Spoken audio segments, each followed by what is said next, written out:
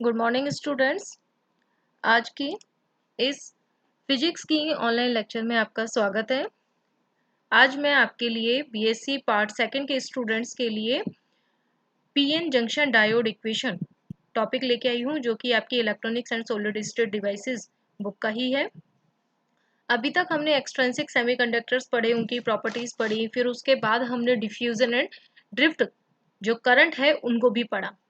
अब हम उससे आगे चलते हैं कि पीएन जंक्शन डायोड क्या है और उसके लिए हम इक्वेशन किस तरीके से लिखेंगे। हमने अभी जब डिफ्यूजन वाला टॉपिक पढ़ा था तो वहां पर हमने टॉपिक पढ़ा था कि जो करंट है वो कंसंट्रेशन के ग्रेडियंट की वजह से फ्लो होती है। अब यहाँ पर हम पीएन जंक्शन डायोड से मतलब क्या है कि यदि हम मान लीजिए कि पी सेमीकंडक्टर और एन सेमीकंडक्टर्स को मिला करके एक डिवाइस बनाए, यानी इस तरीके से एक साइड है पी सेमीकंडक्टर, दूसरी साइड है एन सेमीकंडक्टर, दोनों को मिलाकर के अगर हम एक डिवाइस बनाए तो उसको हम कहेंगे पीएन जंक्शन डायोड। ठीक है, सिंपल है। तो पीएन जंक्शन में क्या होगा फिर, जो हमने डिफ्यूजन वाला टॉपिक आपने पढ़ा था, जहां पर कि हमने कहा था कि कंसंट्रेशन ग्रेडियंट यानी कि उनकी सांद्रता में अंतर होने के कारण, उनकी डेंसिटी में अंतर होने के कारण क्या होगा कि पी सेमीकंडक्टर से जो होल है वो एन सेमीकंडक्टर की तरफ डिफ्यूज होंगे और एन सेमीकंडक्टर से जो इलेक्ट्रॉन्स हैं वो जो है वो एन सेमीकंडक्टर की तरफ डिफ्यूज होंगे। ठीक है, यहाँ तक भी समझ में आता है। फिर वहीं पर ही हमने एक और आपको बात बताई थी डिप्लीशन लेयर की, कि जैसे ही अब इनमें क्या होगा कि इक्विलिब्रियम वाली पोजीशन आएगी तो इनके बीच में जो पोर्शन है वहां पर क्या होगा, इनका एनिलेशन होना शुरू हो जाएगा। और एनिलेशन होने के बाद जो इस तरीके से इस साइड तो हो जाएंगे केवल नेगेटिव और इस साइड हो जाएंगे पॉजिटिव, तो हमारे पास एक डिप्लीशन लेयर जो है वो बन जाएगी, जो कि इन सेमीकंडक्टर्स को क्या करेगी, सेपरेट करेगी। ठीक है, अब इस जो ये डिप्लीशन लेयर है वो किस तरीके से होगी, जैसे अब यहाँ पर नेगेटिव है और यहाँ पर पॉजिटिव पोटेंशियल है, तो इस तरीके से अगर मान लीजिए इस पोजीशन को हम, यदि हम विभव के तौर पर, पोटेंशियल के तौर पर अगर हम इस डायग्राम को देखें तो x1 पर अगर हम 0 मान रहे हैं तो x2 पर पोटेंशियल जो है वो VB के बराबर होगा। ठीक है, और जो भी करंट फ्लो होगी इस पीएन जंक्शन डायोड में, यानी जो भी इस पूरे के पूरे डिवाइस में जो करंट फ्लो होगी वो इस VB पर डिपेंड करेगी। ठीक है, तो यहां तक जो चीज थी वो हमने डिफ्यूजन के समय पर पढ़ ली थी, तो लगभग सिमिलर ही थी। ठीक है, अब हम आगे इसी में बात कर रहे हैं कि पीएन सिस्टम जो हमने ये जंक्शन डायोड बनाया है इसका फर्मी लेवल क्या होगा, कि भाई जब हमने इन दोनों को ज्वाइंट कर दिया तो ऑब्वियस है कि इनका जो इक्विलिब्रियम पोजीशन में फर्मी लेवल है वो कॉमन होगा। ठीक है, अब कॉमन होने की वजह से क्या होगा कि एन सेमीकंडक्टर से पी पार्ट में जाने के लिए इलेक्ट्रॉन्स को इस एनर्जी के जो डिफरेंस है, इनके बीच का एनर्जी डिफरेंस जो कि है ई सी पी माइनस ई सी एन के बराबर एक्स्ट्रा एनर्जी जो है उसको देनी होगी। इसी तरीके से मान लीजिए होल है तो उसको पी सेमीकंडक्टर से एन सेमीकंडक्टर की तरफ जाने के लिए भी इस पोटेंशियल डिफरेंस के बराबर एनर्जी हमें देनी होगी। ठीक है, तो जो ये पोटेंशियल डिफरेंस यानी ये जो एनर्जी डिफरेंस है, जो एक्स्ट्रा एनर्जी इलेक्ट्रॉन और होल के लिए जरूरी है, तो ये जो एक्स्ट्रा एनर्जी हमें देनी है यानी एनर्जी डिफरेंस जो है उसको हम रिप्रेजेंट कर सकते हैं हमारे पोटेंशियल बैरियर के फॉर्म में। यानी कि जो हमने पिछली स्लाइड में कहा कि इन दोनों के बीच में जो ये पोटेंशियल बैरियर प्रोड्यूस हो रहा है कि इसकी वैल्यू क्या होगी, तो इसकी वैल्यू निकालने के लिए जब हमने इनके एनर्जी लेवल्स यानी एनर्जी लेवल जिसमें Fermi level, conduction band, valence band, Fermi level, इन सभी को जब स्टडी किया तो हमें पता लगा कि ये जो एक्स्ट्रा एनर्जी है वो उसी के ही बराबर होगी जो कि पोटेंशियल बैरियर उसमें प्रोड्यूस हुआ है।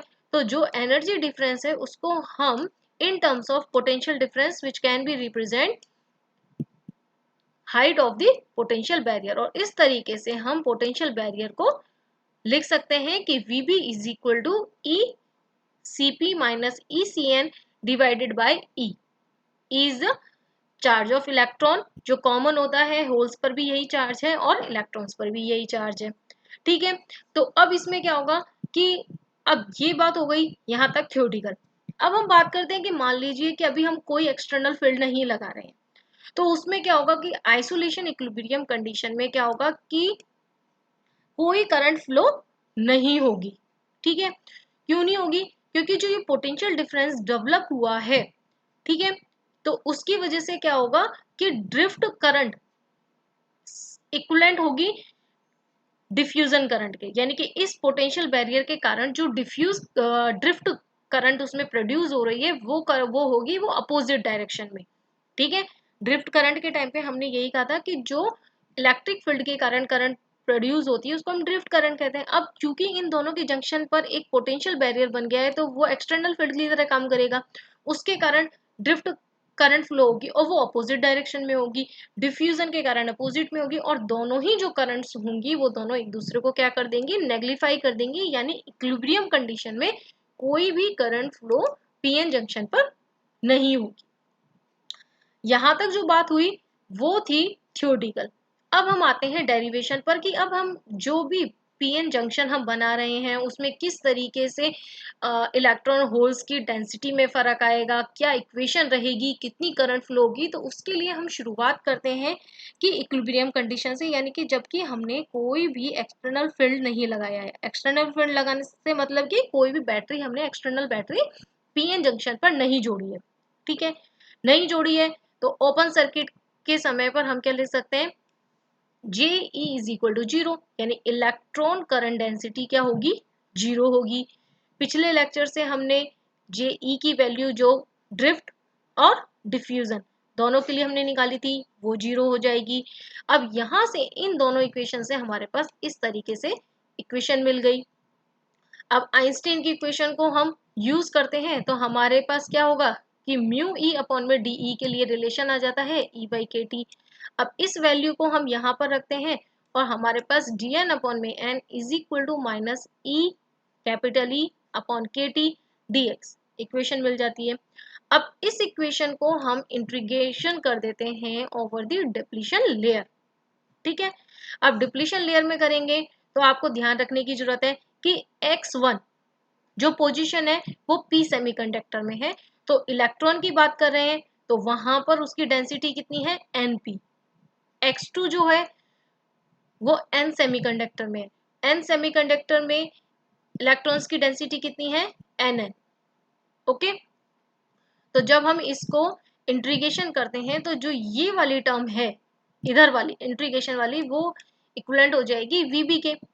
तो इस तरीके से सिंप्लीफाई करने के बाद हमारे पास इलेक्ट्रॉन के लिए रिलेशन निकल आता है कि ये जो डेंसिटी है ये है पी सेमीकंडक्टर में होल की density in form of electron density in n semiconductor. ठीक है, समझ में आ गई यहां तक बात। अब जो हमने इलेक्ट्रॉन के लिए काम किया है उसी को हम किसके लिए अप्लाई कर देंगे, होल्स के लिए। होल्स के लिए करेंगे तो वही j h is equal to zero लेंगे और फिर इस तरीके से जैसे इक्वेशन नंबर 1 आई है वैसे ही इक्वेशन नंबर 2 हमारे पास आ जाती है, hole density in n semiconductor in form of hole density in p semiconductor, यानी कि पी सेमीकंडक्टर जो है उसमें जो होल डेंसिटी होगी उसकी फॉर्म में हमने एन सेमीकंडक्टर में होल डेंसिटी निकाल ली है।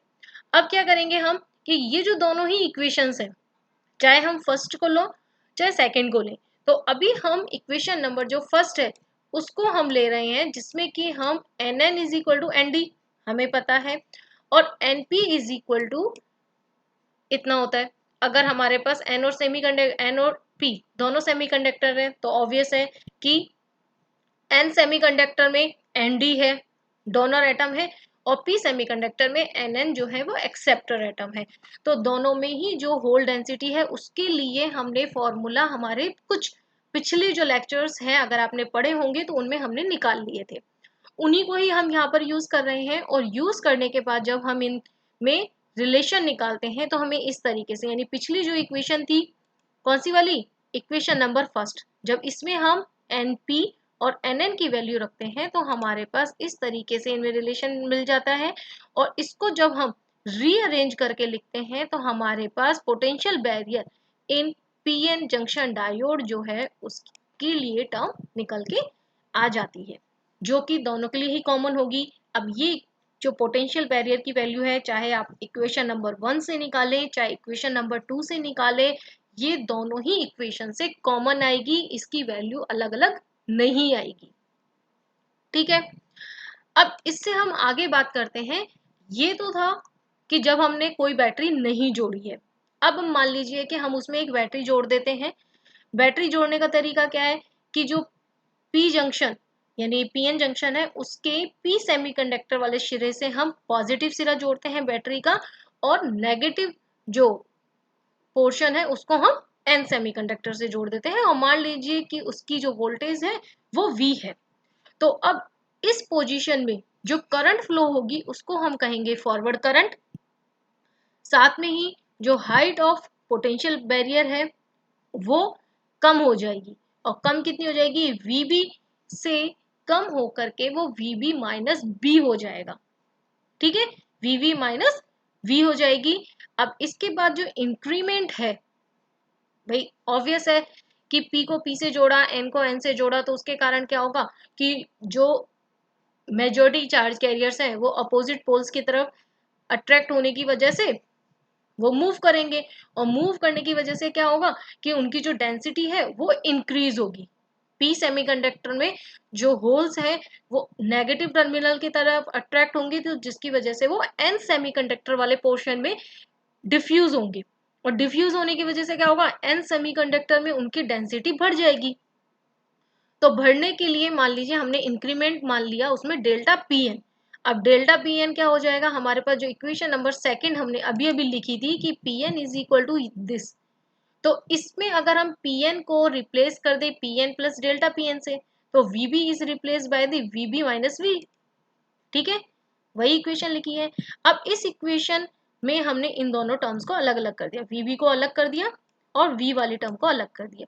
अब इस इक्वेशन में से हम इक्वेशन नंबर सेकंड जो है उसको माइनस कर देते हैं, यानी यहां से 2 नंबर वाली जो इक्वेशन है उसको हमने माइनस कर दिया, तो हमें डेल्टा पी एन की वैल्यू मिल जाती है जो इक्वेशन नंबर 4 से हमने लिख दिया। यहाँ पर -1 आया ना, तो बस इसी तरीके से हम क्या करेंगे, अब पी सेमीकंडक्टर पॉजिटिव टर्मिनल से जुड़ा हुआ है, जिसकी वजह से क्या होगा कि एन सेमीकंडक्टर में जो इलेक्ट्रॉन्स है वो अट्रैक्ट होंगे पॉजिटिव टर्मिनल की तरफ, और जिससे कि इलेक्ट्रॉन पी सेमीकंडक्टर में उनकी जो डेंसिटी है वो बढ़ जाएगी। अब यहाँ पर हमने जो बढ़ी हुई इंक्रीमेंट है इन डेंसिटी वो हमने डेल्टा एन पी लिया है। ठीक है, और इसकी वैल्यू इसी तरीके से सिमिलरली हम निकाल लेंगे जो इक्वेशन नंबर 5 से हमने लिख दी है। अब दोनों वैल्यूज हमारे पास आ गई। अब ऑब्वियस है कि जब उनकी डेंसिटी बढ़ी है तो उसके कारण क्या होगा, करंट डेंसिटी भी बढ़ेगी। करंट डेंसिटी में अब हमने जो डिफरेंस है वो इतना ले लिया कि डेल्टा जे एच, होल्स के लिए बात कर रहे हैं, तो delta j h is equal to i h upon में ए और e v h delta P n. अब वी एच क्या है, मीन वेलोसिटी ऑफ होल्स। ठीक है, डेल्टा पी एन की वैल्यू हम यहाँ पे रख देते हैं, तो हमारे पास इस तरीके से इक्वेशन नंबर 6 मिल जाती है, जिसमें कि बी एच जो है वो एक कांस्टेंट है, जो कि सारे कांस्टेंट्स को हमने कंसीडर करते हुए लिख लिया है। अब हम इसमें जो इलेक्ट्रॉन वाली जो करंट है, ये तो होल्स के लिए है कि होल के वजह से जो करंट प्रोड्यूस हो रही है। अब इलेक्ट्रॉन्स के कारण जो करंट प्रोड्यूस हो रही है उसको हमने इक्वेशन नंबर सेकंड से ले लिया। यहाँ पर हमने जो कांस्टेंट है वो बी ई माना है, क्योंकि यहाँ पर देखिए जो ये दो टर्म्स हैं वीई एन एन, यहाँ पर वी एच पी पी, तो ये दोनों जो टर्म्स हैं वो दोनों में अलग अलग हैं, जिसकी वजह से हमने यहाँ कॉन्स्टेंट्स के जो नोटिफिकेशन है वो भी हमने अलग अलग लिए हैं। अब जो टोटल करंट है, टोटल करंट फ्लोइंग जो है जंक्शन पर वो कितनी हो जाएगी, I is equal to i e plus i h. तो इक्वेशन नंबर 1 दोनों को हमने ऐड कर दिया, दोनों को ऐड करने के बाद जो ये दोनों है BE प्लस BH, उसको हमने IS से रिप्रेजेंट कर दिया और जिसकी वजह से हमारे पास इक्वेशन नंबर 9 मिल जाती है, जिसको कि हम कहते हैं IV equation of PN junction diode. और इस इक्वेशन को लेते हुए जब हम एक ग्राफ खींचते हैं V और I के बीच में, तो इसको हम कहते हैं characteristic curve of PN junction diode. और यहाँ से हम देख रहे हैं कि जब हमने इनको फॉरवर्ड बायस में जोड़ते हैं, यानी पॉजिटिव को पॉजिटिव से जोड़ते हैं, तो यहाँ पर जो ये वैल्यू है ये एक्सपोनेंशियल हमें मिल रही है। ठीक है, एक्सपोनेंशियल मिल रही है, लेकिन वहीं जब हम इसे रिवर्स बायस में जोड़ेंगे तो हमारे पास जो एक्सपोनेंशियल टर्म नहीं मिलती है। ठीक है, अब रिवर्स बायस में जोड़ने से मतलब क्या है कि उसका उल्टा, पी सेमीकंडक्टर को नेगेटिव टर्मिनल से, एन सेमीकंडक्टर को पॉजिटिव टर्मिनल से, तो जिसकी वजह से क्या होगा कि अब की बार जो मेजॉरिटी चार्ज कैरियर्स है वो रिपेल होना शुरू हो जाएंगे। ठीक है, अट्रैक्ट नहीं होंगे, रिपेल होंगे, और रिपेल होने की वजह से क्या होगा कि उसमें जो पोटेंशियल बैरियर है वो अब की बार कम नहीं होगा बल्कि बढ़ जाएगा, यानी कि VB से वो कितना हो जाएगा, VB प्लस V। ठीक है, और इस कंडीशन में क्या होगा कि हमारे पास जो यहाँ पर एक्सपोनेंशियल टर्म जो हमें मिली थी इक्वेशन नंबर 9 में वो हो जाएगी 0, और यहाँ पर जो V है उसको 0 करते ही हमारे पास I इज इक्वल टू हो जाएगा -IS, और जिसको हम कहते हैं रिवर्स सैचुरेशन करंट। ठीक है, और डिप्लेशन लेयर जो है उसकी बढ़ने की वजह से, डिप्लेशन लेयर की थिकनेस बढ़ने की वजह से, पोटेंशियल बैरियर में पोटेंशियल की वैल्यू बढ़ने की वजह से उसमें बहुत ही नेग्लिजिबल जो करंट है वो प्रोड्यूस होगी। जैसे आपने डायग्राम में ध्यान दिया होगा कि हमने ऊपर लिया है मिली एम्पियर, यानी फॉरवर्ड जो बायस है उस टाइम पर करंट फ्लो होगी मिली एम्पियर में, लेकिन जब हम रिवर्स बायस की बात कर रहे हैं तो वहीं पर करंट किस में पहुंच गई, माइक्रो एम्पियर में, एंड 10⁻⁻⁶ एम्पियर में। तो 10⁻³ का जो डिफरेंस है वो आ जाता है। ठीक है, और यहाँ पर पीएन जंक्शन डायोड की प्रॉपर्टी जो हमने अभी अभी डेरिवेशन निकाला है उससे है, एक तो नॉन लीनियर है क्योंकि एक्सपोनेंशियल फॉर्म में मिला है, साथ में ही यूनिडायरेक्शनल है, यानी कि पीएन जंक्शन डायोड से करंट फ्लो जो है वो एक ही डायरेक्शन में होगा। फॉरवर्ड बायस में, रिवर्स बायस में लगाते हैं उसमें करंट की वैल्यू बहुत ही कम हो जाती है। तो हम जब भी किसी भी पीएन जंक्शन डायोड को काम में लेते हैं तो हम हमेशा फॉरवर्ड बायस में लेते हैं, इसलिए पीएन जंक्शन डायोड डिवाइस जो है वो यूनि डायरेक्शनल कहलाती है। तो ये पीएन जंक्शन डायोड की प्रॉपर्टीज पूरा का पूरा हमने एक्सप्लेनेशन पढ़ लिया है, उसके VI इक्वेशन पढ़ ली, कैरेक्टरिस्टिक कर्व पढ़ लिया। बहुत ही इंपॉर्टेंट टॉपिक है आपका जो अधिकतर एग्जाम में बहुत ज़्यादा आता है। सो आप मिस ना करें, इसको जरूर अपने हाथ से एक बार डेरिवेशन को बिल्कुल करें, और इस टॉपिक को बुक में से भी पढ़ने की कोशिश करें। कोई भी डाउट है तो आप मेरे को पूछ सकते हैं अपने कॉलेज के व्हाट्सएप ग्रुप के थ्रू, पर्सनली, जैसे आप चाहें आप मुझसे पूछ सकते हैं। So thank you so much.